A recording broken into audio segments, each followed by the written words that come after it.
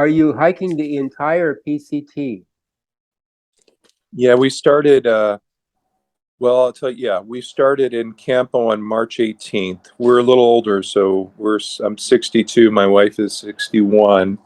Um, we about finished Oregon, and then they closed the Etna section. And then we looked at Oregon, and it was smoke and closure. So we flipped up to Washington. Um, I'm not sure if I'm going to go back and hike Oregon after we get to Washington in early September. I'll just have to see how things look. I started in April 24th and I finished in September 16th with my son in 2014. I did the PCT. Yeah, we didn't have Oh, any fire breaks or anything, so we did the whole thing. I did. So, yeah, you have a challenge there with the fires this year. yeah. I mean, I didn't want to. I, the PCT is so good for your health on so many levels, but you really can't win if you're breathing in smoke. And so um, No, that was kind no. of a. I was 64 when I did it. I'm Oh, wow. 72 now. Yeah, so good for you. You're 62. Actually, my hiking partner, Handbrake, he was 62 too at the time. He's from Sisters, Oregon. He's another hiking partner I had. So 62, and that's a good for you for your health. Yeah. And there, how did you come upon doing the PCT? What made you do it? And your wife? Well, I mean, a couple of things. One, we're pretty adventurous. We're from Alaska, so we live in a cabin out in Alaska, and we're pretty adventurous people. I would say we like to hike, we like the outdoors, but then you combine that with the fact we resented getting old, and we wanted a grand adventure. I think to help. I did anyway. A grand adventure to help restore my health. I was pudgy, overweight, and I didn't feel good physically or mentally. And oftentimes, the way I deal with that is to do something extreme. And this was definitely something extreme to do. And, also we had the COVID lockdown that kind of created some doldrums. And, we just had this desire to get out and do something. And we hit upon the idea of the PCT year, trained for it, and then made it happen. That's so cool. So what has it been what you thought it would be or Um, it's a mixed bag. On the one hand, we've ran into some incredible people. Um, we've gone through some beautiful country. Other times it seems like it's a little crowded. In California, it seemed like you could never quite get that wilderness. You could hear jets flying over the military exercises or even highways. Right now we're in a huge bubble of people, and majority of them are really nice. That's not the problem. It's just trying to find a camp spot sometimes, and I don't think you necessarily do the PCT to find solace. Maybe if you're going southbound, but northbound this year, I don't think you find much solace and quiet and peace. There seems to always be a lot of people around. well you should have done it in the 1970s or 80s when nobody was around. Or before the Wild book came out, in the movie. Even in 2014 it was pretty we didn't have the staggered starts, etc. We didn't have that many people on there. Yeah, I think it would have been a different feel, especially because you'd have had to been a little. Now everyone uses, and I use it, the Far Out app, which helps you identify where water is and where everything is, and you get reports in real time, and that makes it easier, I think. And having to rely on maps and other modes of determining where water is, like you did in the 70s, that would have been challenging. I thought if I did it again, I wouldn't do it with an app. I just see what I could do with navigate myself somehow, like the pioneers. What did they have? Yeah.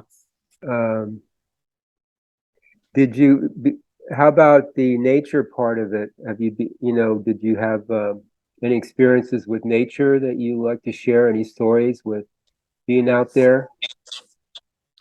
Yeah, I mean, at the Whitewater River, I think the most exciting thing that happened is we were sitting down one day, getting ready to camp, really, in an old riverbed, and we're getting ready to camp, and all of a sudden, this big rattlesnake crawled out of the rocks and set up camp right underneath my wife's pack, and she came moving toward me, rather alarmed, and anyway, this big rattlesnake just curled up right under her pack, and we didn't know what to do. So we kind of packed up our stuff because we didn't want to we knew it was going to move somehow. So we didn't want it to go find another place in our gear to rest. And so we packed up our gear and then we moved the backpack, and the snake just slithered off across the rocks. It never rattled or anything. Um, we've had our experiences with hail and rain and a few mosquitoes. Nothing life-threatening. We've seen a few bears out of Bernie area, black bears along the trail, but we're from Alaska, so we're really conservative. We still carry our bear canisters, just Oh, because we don't want to have any interaction with bears, any negative interaction. So people question us about that, but that's just our preference. well, how did you end up in Kerry Lake, Alaska, a little town like that? Oh, Kenny Lake? Well, The Kenny Lake, yeah. I guided fishermen when I was in college, and I knew once I landed, John Muir said, if you go to Alaska as a young man, you'll never want to go anywhere else, so it'll ruin you. And that was kind of true. So once I landed in the Bristol Bay region when I was like 21 or 22, I knew I was going to come back to Alaska. I love river running, and I chose the Copper Basin area because there's about 8 rivers within 100 miles of my cabin that I can run without a permit. And I also live on the edge of Wrangell-St. Elias National Park, which is, the largest national park in the country. The remoteness of it all, that's what I guess it was a pretty deliberate decision to move there. Are you familiar with Trapper Creek? I am, yeah.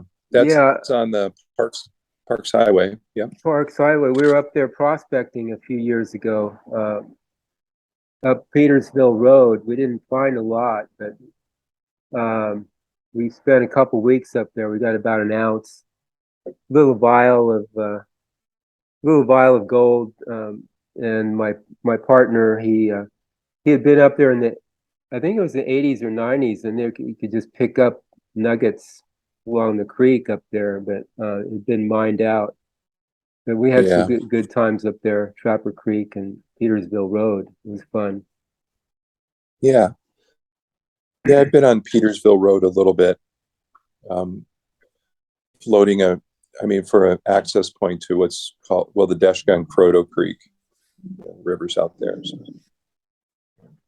Has the murder mystery been solved at all yet? Those 3 murders with the Jenkins and Francis and all that. Have you heard about that? The murder Yeah, mystery? there was a murder there in the way back in the 30s or 40s or 40s, I think. Yeah, two.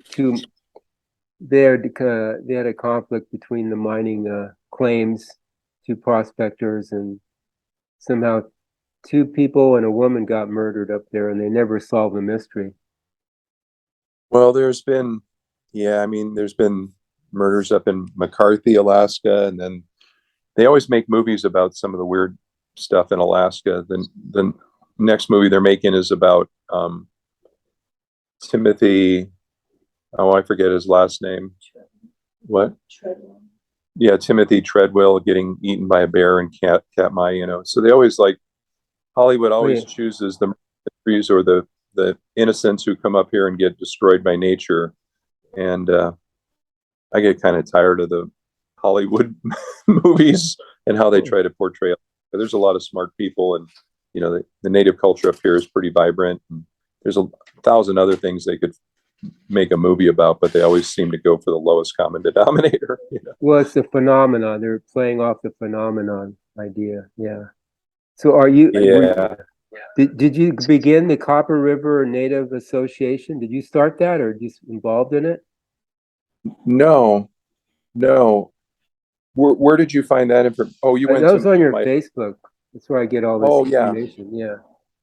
No, I was my wife and I were teachers. I taught for 25 years and then retired. And then um, I started my own little business. And during COVID, I wrote grants for Copper River Native Association and I made publications. And now I'm getting more and more into the videography. So I made videos for them. And, I'm hoping to make a video of this, our trip here. Oh, cool. Everybody does a vlog. And so I want to craft something special.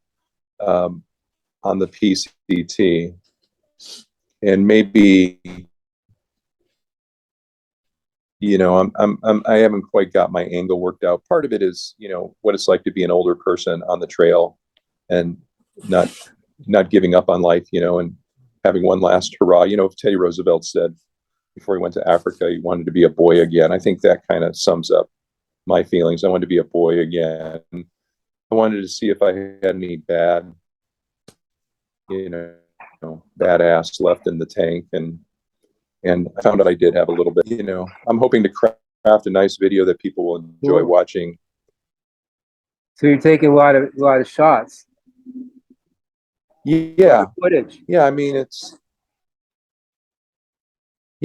a huge meditation as you're walking on the trail. You walk for 10, 12 hours a day, and you can have one single thought, and you can follow that thought wherever it goes and develop it any Right. way you want. And that's kind of the beauty of the trail, is you can reduce life down to one or two questions a day, Yeah, I and know. your concerns are very few.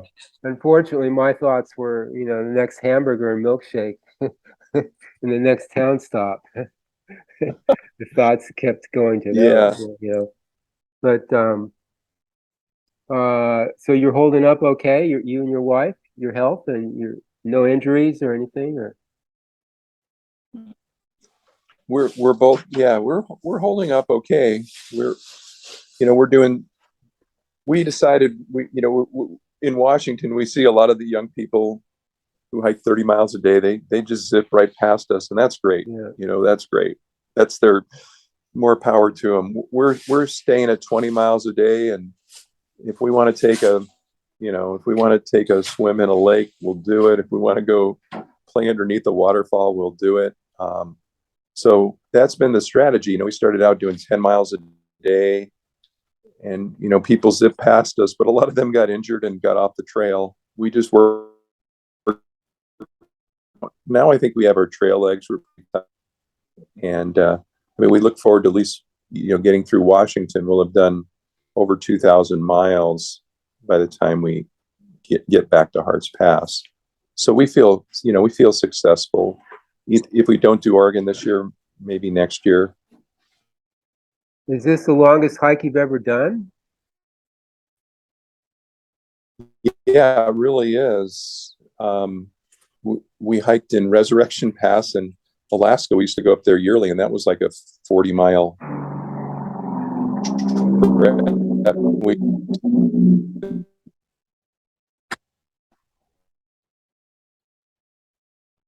Yeah, I had done 5 days of backpacking before I did this, so it was pretty brutal on me, but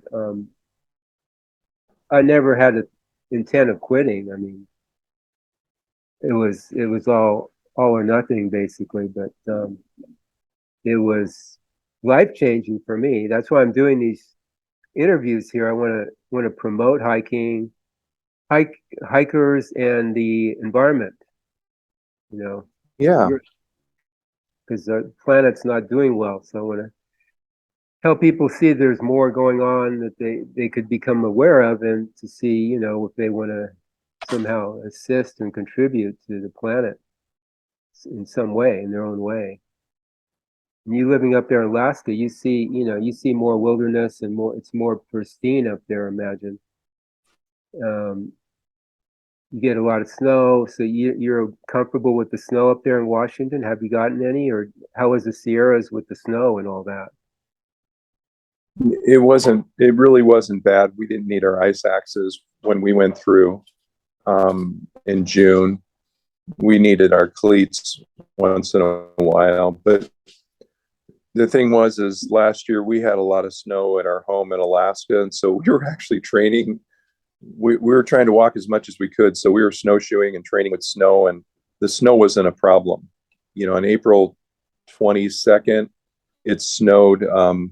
I was kind of happy. It was just reminded me of home, and everybody thought it was, you know, they thought it was a serious event.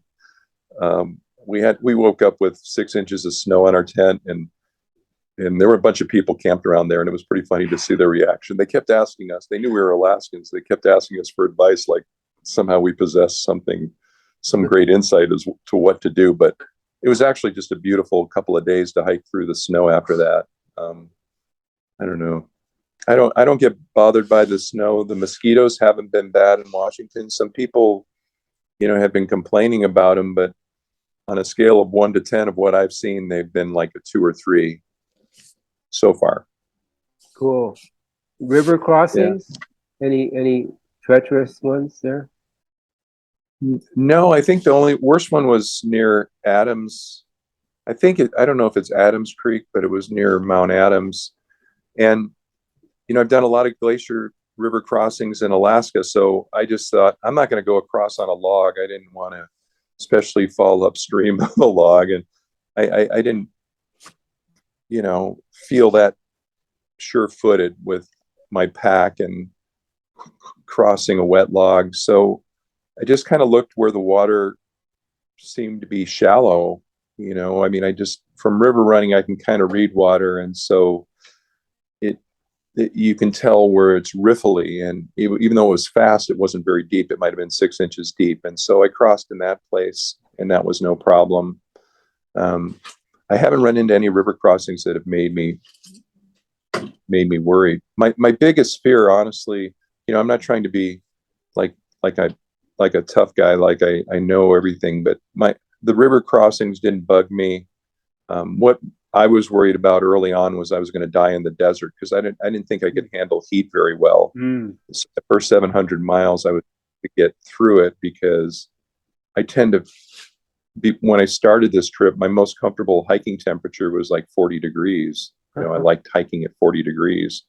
Got above 60, I thought I was going to, but what happened is I lost a lot of weight. I lost 35 pounds. And by the time I got to Northern California, the heat was burdensome, but it didn't bother me as much, you know, as it would have in the earlier days. So that was my biggest fear, was dying in the desert. How about your wife? What's the question? What was her biggest fear or challenge? What was her biggest fear? Yeah, or challenge. I think my biggest fear when we started was the altitude in the Sierras. She said the altitude in the Sierras. She seemed to handle that really well, because I remember when we went up Whitney, she was ahead of me, and I was going really slow up Whitney. Yeah, Whitney, I was fine, but then I got sick in Bishop, and it seemed like I don't know if I had COVID or what I had, but it seemed like the altitude. We either got hard after that. We either got mild case of COVID or norovirus in Bishop, and we had to go back up Kearsarge Pass, and that was a pain. But after a few days, everything cleared up. So there were a lot of cases of COVID along the trail that I mean, a lot of hikers coughing, and some of the hostels had to close down for periods of time, you know. So we heard a lot of tales of people who contracted COVID. I climbed Whitney. I had trouble after that too, and I spent 3 days in Bishop because I couldn't urinate. I had a urinary tract infection. I was dehydrated, and one other thing, and I had to wear a bag for 3 days. But fortunately, I took it off, and then I was able to continue. But that was after Whitney. Yeah. Oh wow. Yeah. I started hiking out Bishop Pass, and I turned back. I just couldn't. I wasn't good at work, so I had to go to the medical facility there, and I wore a bag, because I just couldn't urinate. Nothing came out. Oh, So wow. yeah, my prostate was just too inflamed, swollen. But Huh. after 3 days, it went down, and I rehydrated, and it was okay. Huh. Well, That was that's, that was my major. That was the major thing that I had. Other than that, I didn't have any blisters. I mean, I had one little hot spot and things that normally hikers do. I mean, it was torture. It was like it was hard, but I didn't physically. I made it through. Other than that incident. yeah. Uh, so, any characters you met along the way? Interesting characters, people. Um, You always. I know there's people along the trail that are out there. yeah. Yeah. We met some really nice people. I probably shouldn't give the name, but there was a guy a so-called trail angel, maybe a trail mercenary who picked us up um, in the desert. And he, he well, he was obviously drinking. And then, the ride to the place where we were staying, where we were resupplying, was only a couple of miles, and it was pretty straight road. And he, yeah, and then the next day he gave us a ride back to the trail, and he was backing up his vehicle, and he hit a galvanized fence, back it up. And the owner wasn't too happy. It was a brand new fence, and he hit the first pole. And the way that works is all the fences tied to all the poles. So when he hit the first pole, all six bent. Domino You effect. know, Uh-huh. yeah. When he was backing up, and then he was in his, I don't know, he was probably in his 40s, and he was talking to me about how America was losing its freedom, and how he was pretty racist, I guess I should say. But what it struck me as is a lot of Americans, they don't realize all the handcuffs they put on themselves. They think freedom is something controlled by others, but oftentimes, people who are slaves to drinking and alcohol and wacko theories, they're just they're enslaved as some guy behind bars. One of the things I did, this probably, one of the things I did 8 years ago, I quit drinking, and because I wanted to live healthy. And so that made a huge difference in my life. I started doing more physical activity, and I didn't need to drink. And I think that you want to unshackle yourself from some of those habits that might be limiting you.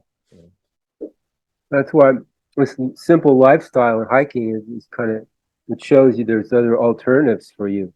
You don't have to go back to the habits and routines you've had before.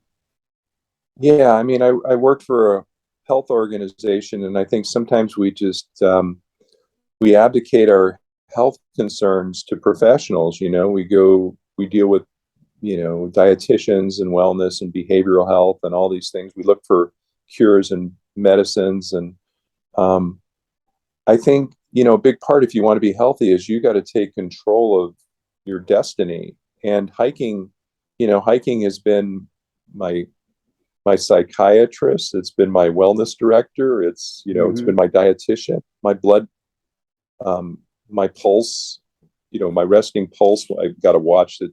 When I'm sleeping, it's been down to 40. Now my regular pulse in the morning is 55. I've lost weight. I feel like my mind is cleared up. It's sharper. So Henry David Thoreau said, "In wildness is the preservation of the world," and I kind of believe that true too. If people were to pursue more rigorous outdoor activities, there would be fewer health concerns. Not as much diabetes, not as much mental anguish, and certainly a lot of better things for cardiovascular health. If people just did what's simple. And that's the beauty of hiking, is you don't need to have a lot of money to do it. You just need a pair of shoes and something to walk toward. Grandma Gatewood your duffel bag and PF flyers, you know. Yeah. And Henry Thoreau, Yeah. I and like, and John Muir I guess he just took a blanket and some bread, you know. I mean, he didn't have a lot either. yeah, I like those old school people. I admire people like that, you know, the old school. So have you lost 30 pounds? Have you regained any, or just are you staying about that weight now? Yeah. Yeah. I think I've reached the point where I'm not going to lose any more weight. And, you know, my question when I return home is how do I maintain that new change? But I don't feel like I'm getting any stronger. So now, I mean, I feel strong. I feel great, but I don't think I'm improving any. But it's still not particularly hard to go up passes and all that stuff, depending on my mood and my day. But yeah, I got down 35 pounds, and it Wow. was really, and I got into a size. And one of the things I did is I went into South Lake Tahoe. Maybe it was a moment of vanity, but I wanted to see if I could fit into a size 32 pants. So I went into a store. Lo and behold, I could put them on. And I mean, they weren't, you know, looked like something John Travolta would have worn, but I was able to get into them. I didn't buy them. I don't know how long that would last, but yeah, that was kind of my moment. And tried my best to, you know, I'll try my best to stay healthy. But yeah, I've been able to keep the weight off because we're hiking 20 miles a day. You know, you heard of Manny on trail? Yeah. Yeah, he left because he was concerned about his weight. He couldn't keep it up. He couldn't eat enough or have enough energy. But he's back on trail now. But I guess he readjusted things. Yeah. You know, we've been bringing dehydrated food for dinner, and then I'm like 5 bars a day, and then a bag of, you know, then Gorp, and then sometimes throwing a jar of peanut butter in there seems to help. That helps with the hiker hunger. And then we pretty much most we are out on the trail is 5 days. So it's just somebody once said, I remember watching somebody, they said it's like a series of 5 day backpacking trips. And I kind of like that analogy because that's about how long we spend on the trail before we hit town. And then we take a Nero or a Zero rest. What would you do different if you were going to do it again?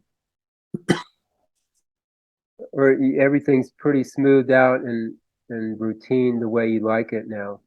Or would you do anything different? Any different gear or different food, diets, or any different attitudes? Or Huh.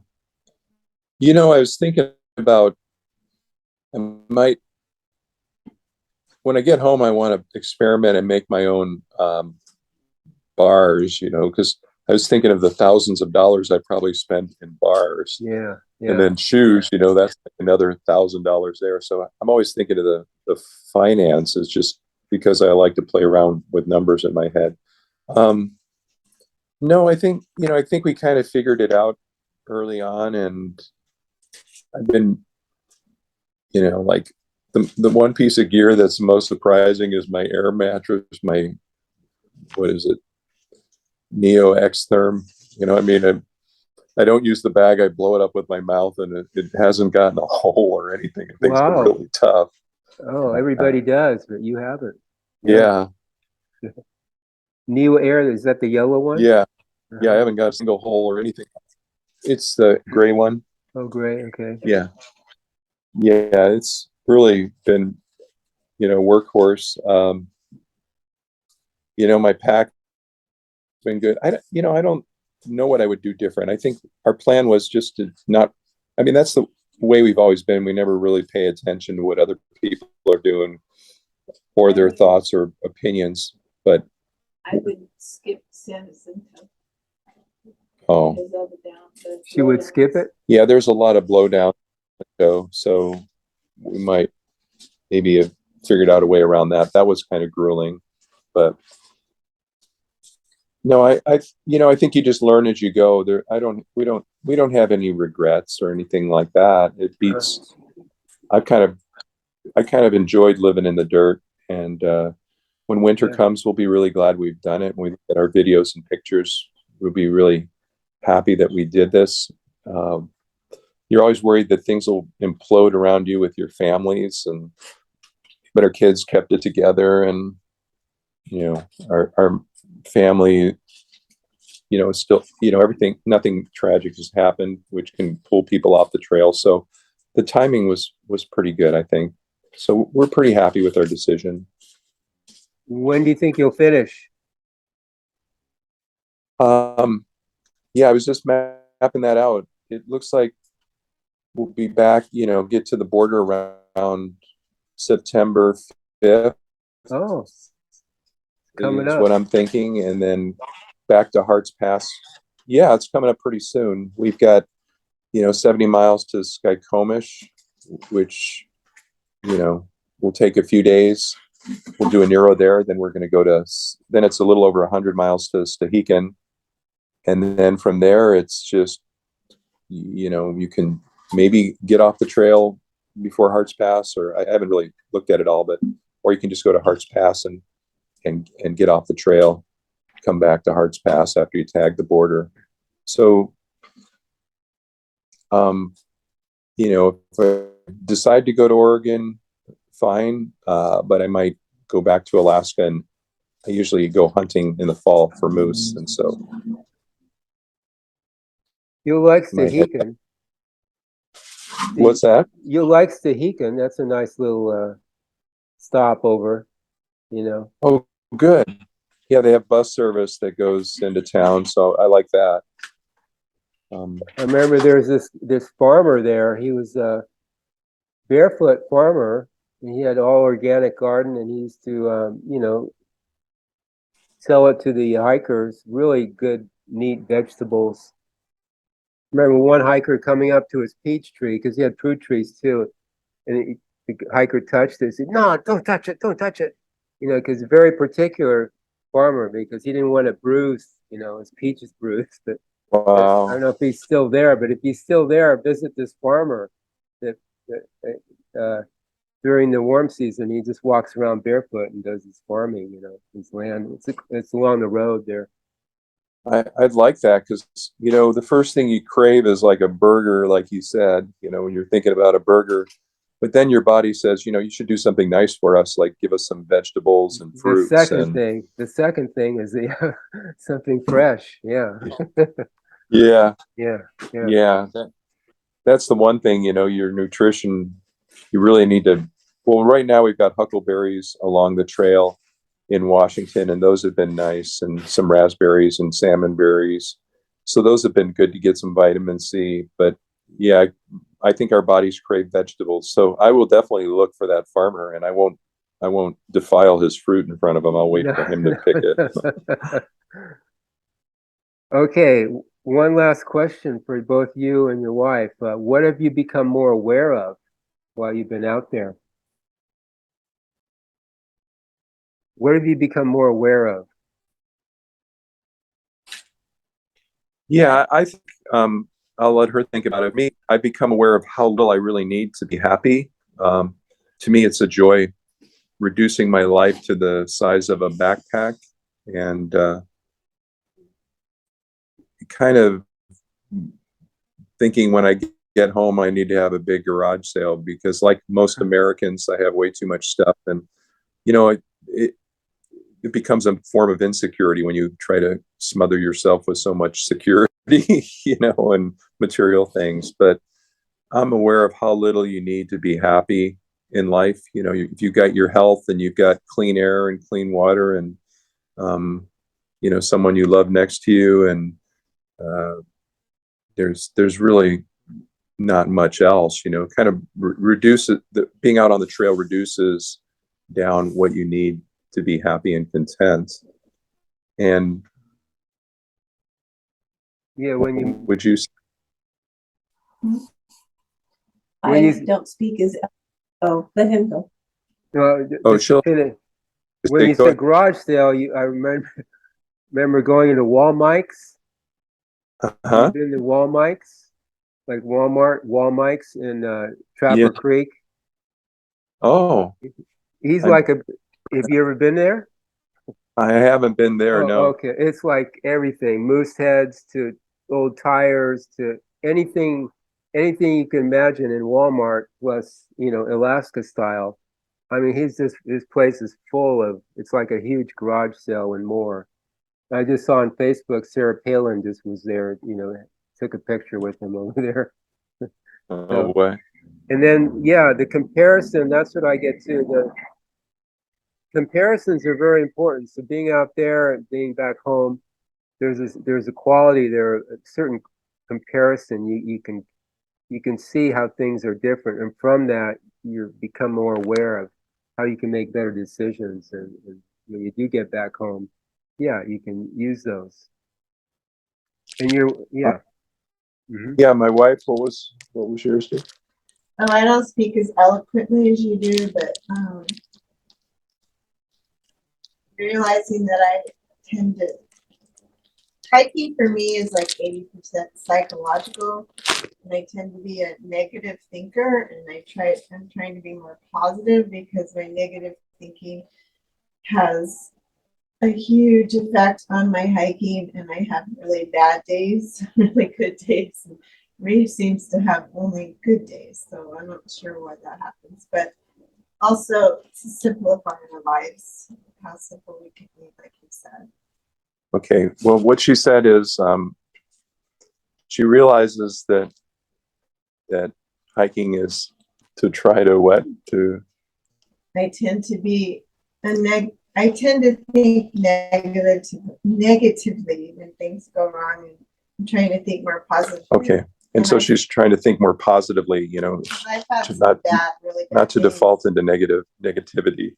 Yeah, I've had some really bad days where I've almost gotten off the trail a few times, and Yeah. Ray seems to just have positive days. So that's really hard on me, but so I'm trying to think more positive about things. I'm kind of a negative overthinker, and I think about negative things too much and ruminate on them, I think. You have a lot of time to think. Yeah. But and I tend to negatively think about my abilities, and I have to be more confident in myself because something goes wrong and I think, oh, this is it. But then usually I can get over it and keep going. Were you able to hear any of that or not? Yeah, I heard it all. Yeah. No, I see that. I mean, the trail kind of magnifies everything that you're thinking in a way because you have so much time on your hands. So, yeah, I can see that, but it also clears things away because, you're kind of in a survival situation too. So a lot of times you don't have time to think. And so that's good too because it clears things away. And again, you can see the difference between the uselessness of worrying about things and then the importance of paying attention to your own survival and just paying attention to what's going on right now in front of you. There's a lot there available. Yeah, I mean, I guess, when times are tough, I'm thinking I don't want to feel like an entitled person because, I mean, really, if you think about it, very fortunate to be out here hiking. There's some people who there's just no way they're out of the game. And there's people in the world who live in terrible political situations and they're burdened by war or poverty and there's no way they can do it, and so I realize I'm pretty lucky to be able to have this opportunity in my life to get out here. And then I think of most guys my age, this is another thing, that get most guys my age want to sit around and drink beer and watch television, and that doesn't excite me very much either, so I'm kind of glad to be out here. And then I know, in the winter, kind of forget about all the hardships and have a lot of good stories. Right. Well, who's the oldest fella or person out there that you've met so far? Are you the oldest one? Old goat. I'm sure there's somebody more older, more. Yeah, I think there are, and you don't see many people who have started at Mexico our age right now. I don't see very many. I don't know. There was a guy, Old Goat, and Old Goat? he's probably Old Goat. Yeah, he was 70. That's what's on his pack. Not Billy One of Goat. the favorite people I met, though, I should have mentioned, about characters. I just reminded was a guy named Hoss, and Hoss was from Florida, and he said, the reason I got the trail name Hoss is because he said I'm big, dumb, and affable, but he wasn't dumb or anything like that. He was big, and he was so slow, and he never gave up. As far as I know, he wanted to climb Mount Whitney. I think that's what was his dream was. So we passed him at some point, but just loved talking to him. One time he camped in a dry stream bed, and then it rained and he got all wet. And he said, the low point of my life was when this 3-year-old kid passed me. But he never gave up, and I thought he was overweight. He's from Florida, but he had the right attitude. And I respected him a lot. I think everybody respected him. He wasn't pulling 20s or 30s or anything, but he didn't give up. He decided to get on the trail despite the odds and probably, the negative voices in his head. And for me, I wish I'd gotten a picture of him because I really liked him. I thought he was a great guy, just the way he was so transparent and told us about his fears, and the fact that he just did it. He got out there and he started hiking and didn't have all the answers, didn't have all the skills, but he just went and did it. And in Alaska, we kind of admire people like that who just go out and do it instead of, thinking it over, overthinking it too much. So. Yeah, include those kind of people in your documentary, your final video, if you can. Yeah, be interesting. It's always interesting. Yeah. That's the attitude I like, just people who don't have it all together and they just decide I'm going to do it. And a lot of people out here, they quit their jobs. They left the comforts of home. A lot of people have sacrificed stuff to get out here on the trail, and they're searching for something, and we kind of all are searching for something a little different. And that's kind of the beauty of it all. Well, yeah, Ray, I enjoyed our talk. You and your wife, thank you. And I hope to get, this video sometime. I hope you get it made up. And in the meantime, if you have any photos or videos or contact information to add to this interview, we can do that if you send them to me. We can add them. Okay, yeah, I can do that. I can send you some pictures. Mm-hmm. Now, my editor he's been hacked, so it's going to take a while to get this back to you, but we'll get it back to you, the link, and then we'll post it on Facebook, and okay. You'll be out there. All right. Yeah. All right. Thank you, Ray. Thank you. All right. Have a great, good luck. Yes. Great day. All right. Bye-bye. Bye to the missus.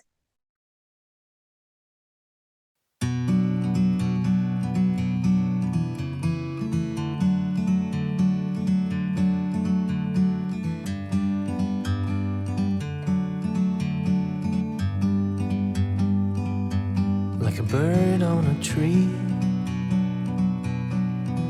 I'm just sitting here. I got time, it's clear to see. From up here, the world seems small. We can sit together. It's so beautiful, you and me. We meant to be in the great outdoors, forever free.